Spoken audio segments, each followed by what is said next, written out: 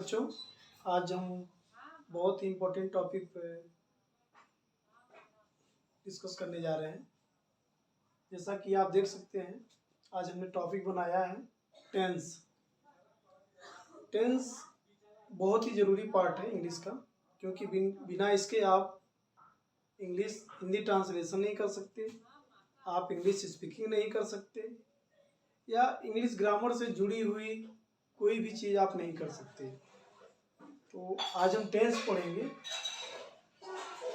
जिससे कि आपको पता है कि अगर आप ट्रांसलेशन सीखना चाह रहे हैं कि हिंदी से इंग्लिश कैसे बनाए या इंग्लिश से हिंदी कैसे बनाए, चाहे यूपी बोर्ड के बच्चे हों, चाहे सीबीएसई बोर्ड के बच्चे हों, या ऐसे लोग जिनको इंग्लिश के बारे में कुछ भी नहीं पता है, ऐसे लोगों के लिए आज बहुत ही इम्पोर्टेंट टॉपिक है टेंस।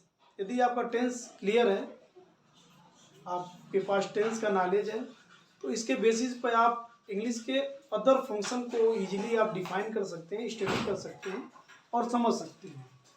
इसलिए पहले मैंने इस टॉपिक को सिलेक्ट किया ताकि आपको ट्रांसलेशन बनाने आ जाए, और उसके बाद आप ट्रांसलेशन सीख जाते हैं तो ग्रामर के जो अदर पार्ट हैं, active passive, narrations and essay writing, यानी बहुत सारी चीज़ें आप इंग्लिश से हिंदी में या हिंदी से इंग्लिश में कर सकते हैं। तो आज हम पढ़ेंगे टेंस। जैसा कि आप देख सकते हैं, टेंस की हिंदी मीनिंग होती है काल, काल या समय। आज हम टेंस पढ़ेंगे जिसकी हिंदी मीनिंग होती है काल या समय। जब हम काल या समय या टेंस को पढ़ेंगे तो हम देखेंगे कि ये इसके 3 भाग हैं। It is divided into 3 parts.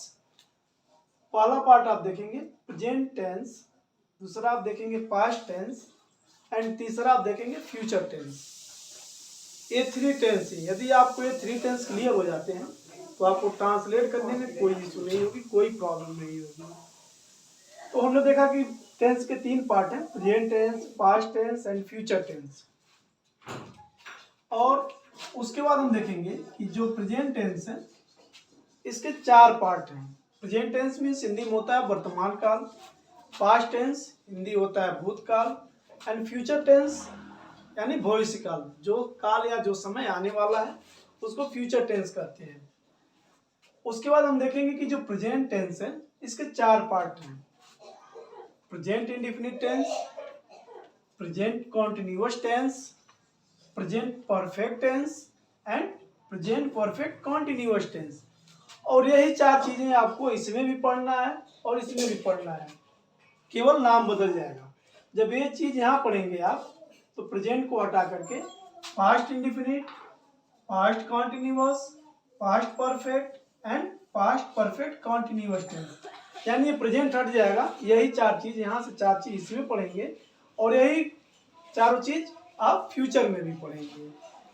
तो यदि ये 4 यहाँ क्लियर कर लेते हैं, चीजें समझ जाते हैं कि इन चारों का यूज कैसे है, क्या क्या रूल्स है, यदि ये चीजें यहाँ समझ जाते हैं आप, तो इसमें आप आसानी से इसको समझ पाएंगे, यहाँ कोई दिक्कत नहीं होगी और यहाँ भी कोई दिक्कत नहीं होगी। तो हम देखेंगे कि प्रेजेंट टेंस के 4 पार्ट हैं, present indefinite, present continuous, present perfect and present perfect continuous tense. अब हिंदी समझने की कोशिश करते हैं। प्रेजेंट इंडेफिनिट की मीनिंग होती है अनिश्चित वर्तमान काल। बच्चों अभी हम इसी को पढ़ेंगे, बाकी इसको पढ़ने के बाद ये 3 को हम बाद में पढ़ेंगे, क्योंकि एक एक करके पढ़ेंगे तो समझने में आसानी होगी। हम स्पेशली बात करेंगे प्रेजेंट इंडेफिनिट टेंस पे, जिसकी हिंदी होती है अनिश्चित वर्तमान काल और निश्चित वर्तमान काल। आज हम स्पेशली इसी को बात करेंगे। उसके बाद एक क्लियर होने के बाद, डन होने के बाद, ये चीज़ें समझ जाएंगे आप, तो बाकी ये चीज़ें बहुत आसान हो जाएंगी आपके लिए। तो आज हम इस पर चर्चा करेंगे कि प्रेजेंट इंडेफिनिट के रूल क्या है, कुछ नियम क्या है, उसको पढ़ने के बाद, क्लियर होने के बाद बाकी इस पर हम पढ़ेंगे।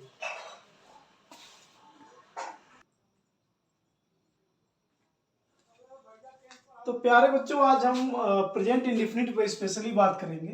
प्रेजेंट इंडेफिनिट, इसकी हिंदी होती है अनिश्चित वर्तमान काल।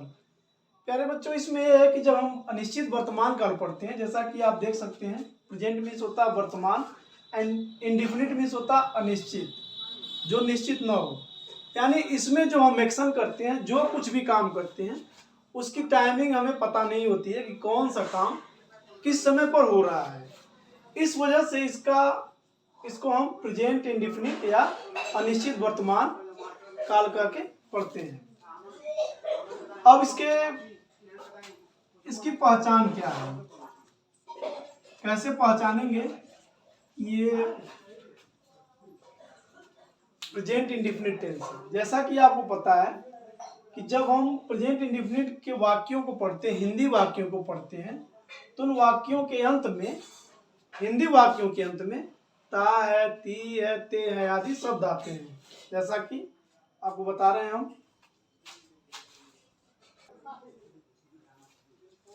प्यारे बच्चों, हम पहचान पढ़ेंगे कि प्रेजेंट इंडेफिनिट टेंस को कैसे हम पहचानेंगे कि यहाँ पर प्रेजेंट इंडेफिनिट टेंस है।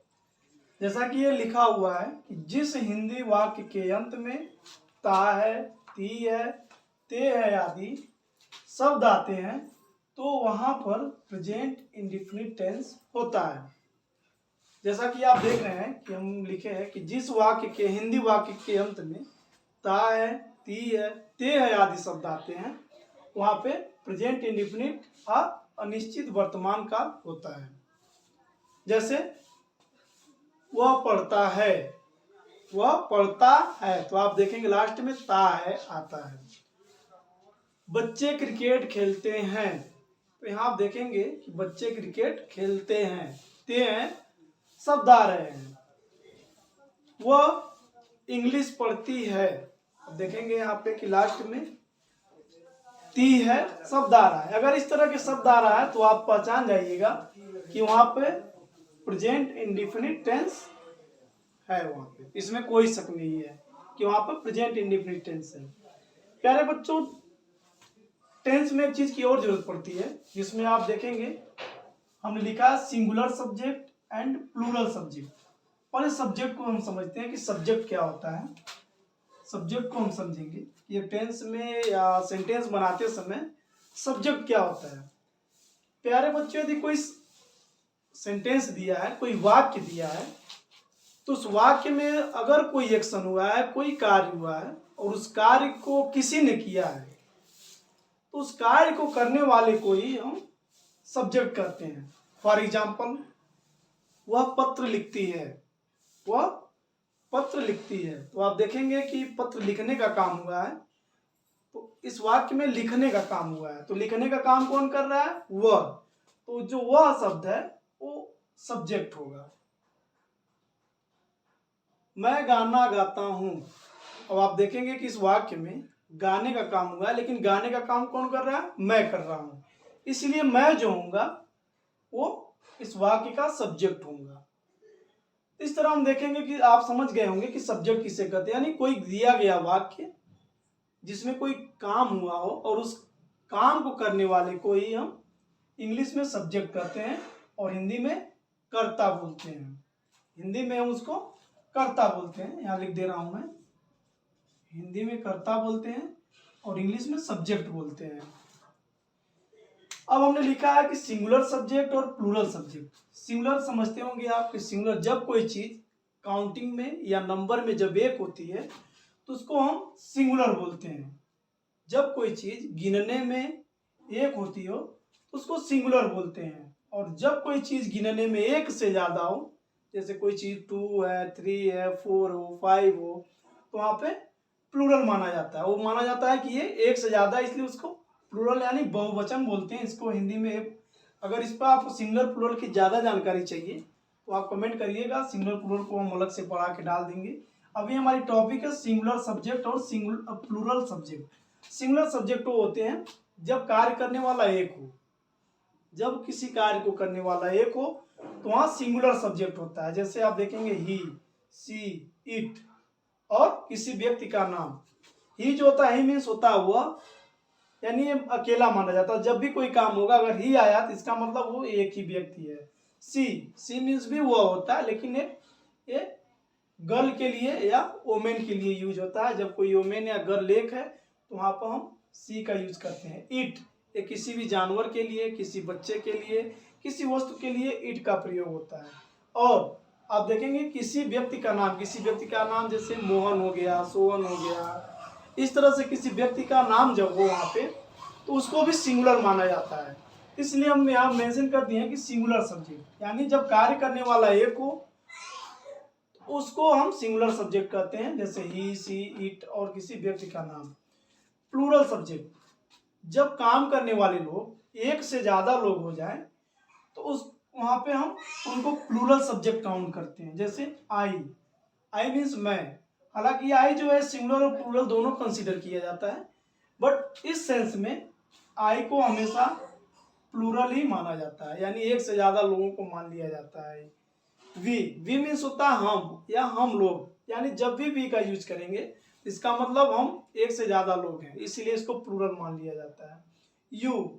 यू मीन्स होता है तुम या आप, इसको भी सिंगुलर और प्लूरल दोनों सेंस में यूज किया जाता है। यदि कोई व्यक्ति अकेले है तो उसको भी हम यू बोल सकते हैं, या एक से ज्यादा तभी भी हम वहाँ पे यू का ही प्रयोग करते हैं, इसलिए इसको सिंगुलर और प्लूरल दोनों माना जाता है। लेकिन जब कैटेगरी हम डिवाइड करते हैं तो इसको प्लूरल कैटेगरी में हम रख लेते हैं। और दे मीन्स भी होता है वे लोग, यानी जब एक से ज्यादा लोग हों तो वहाँ पे हम दे का यूज करते हैं। तो प्यारे बच्चों इतना तो क्लियर हो गया। अगर कोई चीज़ समझ में नहीं आए तो आप हमें कमेंट करके बताइएगा, फिर से हम समझाने की कोशिश करेंगे। तो आइए देखते हैं रूल क्या होता है, इसका स्ट्रक्चर क्या है कि हम सेंटेंस कैसे बनाएंगे। रूल, प्यारे बच्चों रूल को समझिएगा, नहीं समझ में आएगा तो आप बताइएगा, फिर से हम समझाने की कोशिश करेंगे। पहले हम लिखते हैं सब्जेक्ट यानी हम शॉर्ट फॉर्म में इस सब्जेक्ट का सब्जेक्ट लिखते हैं। उसके बाद एमबी मीन्स मेन वर्ब यानी एक्शन, सब्जेक्ट ने कौन सा काम किया उस काम की मीनिंग यहाँ पे एमबी। इसकी फर्स्ट फॉर्म में लिखते हैं हम, फर्स्ट फॉर्म में यस या ई यस ऐड करते हैं। उसके बाद हम लिखते हैं ऑब्जेक्ट,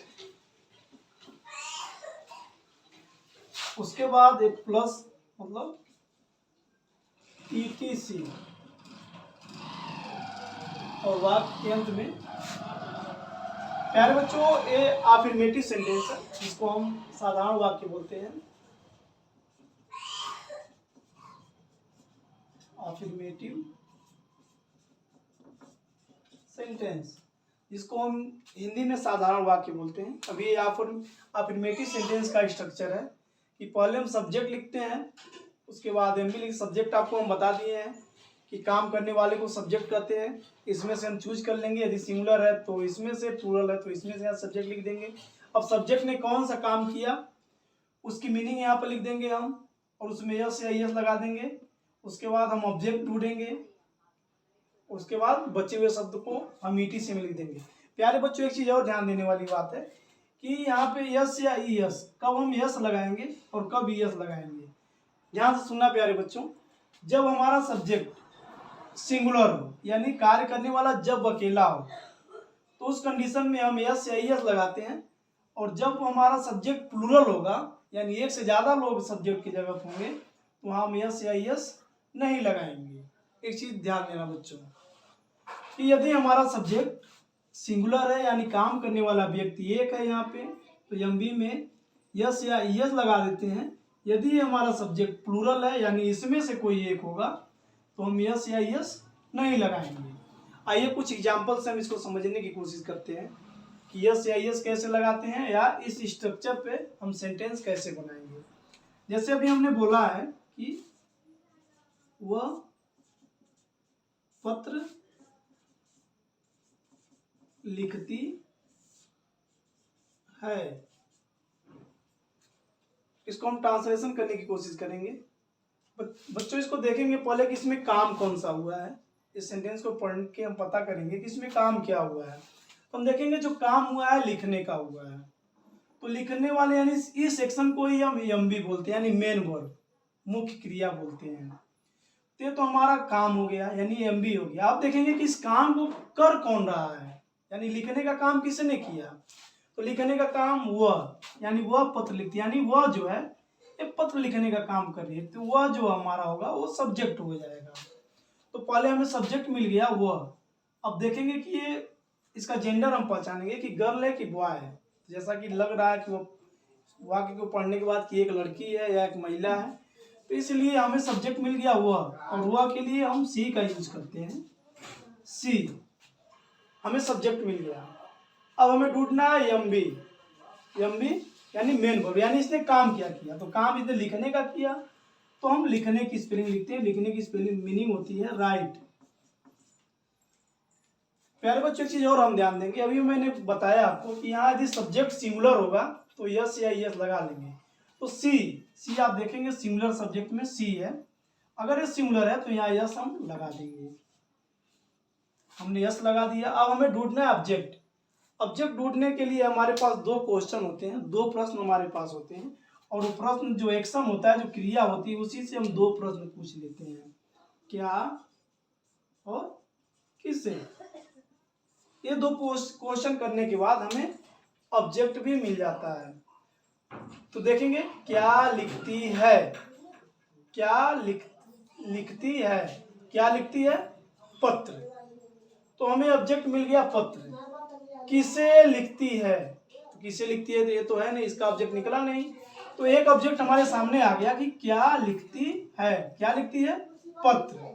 तो पत्र को पहले हम ये लगा देंगे, उसके बाद लेटर लिखेंगे, और हम उसके बाद ETC नहीं बचा इसमें, और कुछ नहीं है, सबकी मीनिंग हम लिख दिया है, यहाँ फुल स्टॉप लगा देंगे कि वह पत्र लिखती है। तो प्यारे बच्चों आपने देखा कि कैसे हमने ट्रांसलेशन बनाया, कितना आसान है कि सब्जेक्ट को हमने ढूंढ के रख लिया, उसके बाद एमबी को हमने ढूंढ कर रख लिया यानी राइट, उसके बाद हमने यस भी लगा दिया, उसके बाद हमने ऑब्जेक्ट भी लिख लिया। प्यारे बच्चों कुछ समझ में नहीं आया होगा तो वहाँ मुझे कमेंट करिएगा, फिर से उसको बताने की कोशिश करेंगे। एक एग्जाम्पल और देखते हैं। तुम हमें पैसे देते हो।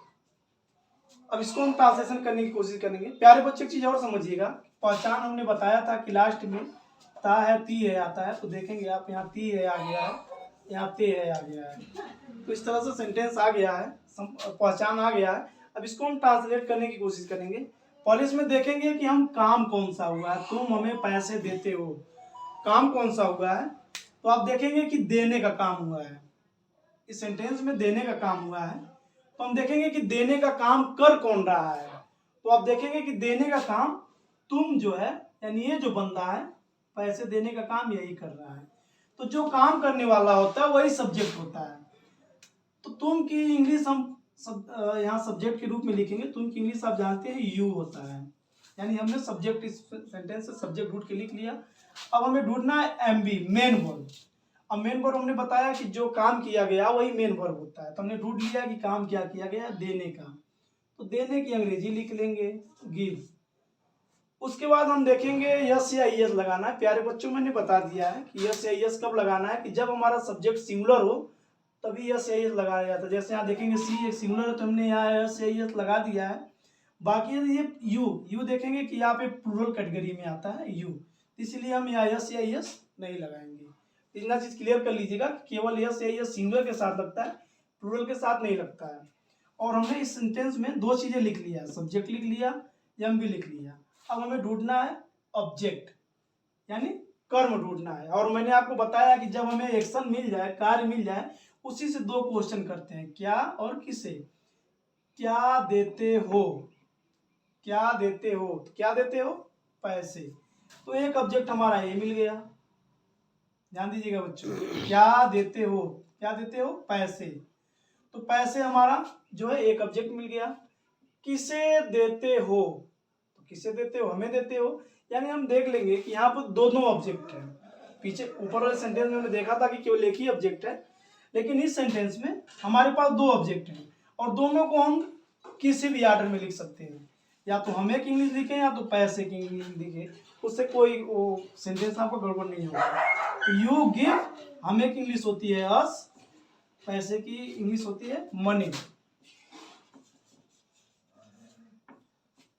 तो प्यारे बच्चों, आपने देखा कि ट्रांसलेशन हिंदी से इंग्लिश कैसे बनाते हैं। बहुत ही आसान है, कहीं से कोई दिक्कत नहीं है। बाकी हमने ये भी बता दिया कि सिंगुलर के साथ यह सैयद लगाते हैं, प्लूरल के साथ यह सैयद नहीं लगाते हैं। सब्जेक्ट किसे कहते हैं ये भी मैंने बता दिया आपको, एंड ऑब्जेक्ट कैसे निकालेंगे ये भी बता दिया, और सारी चीज़ें मैंने आपको बता दिया। तो प्यारे बच्चों, आगे नेक्स्ट वीडियो में हम इसके आगे का पार्ट पढ़ेंगे।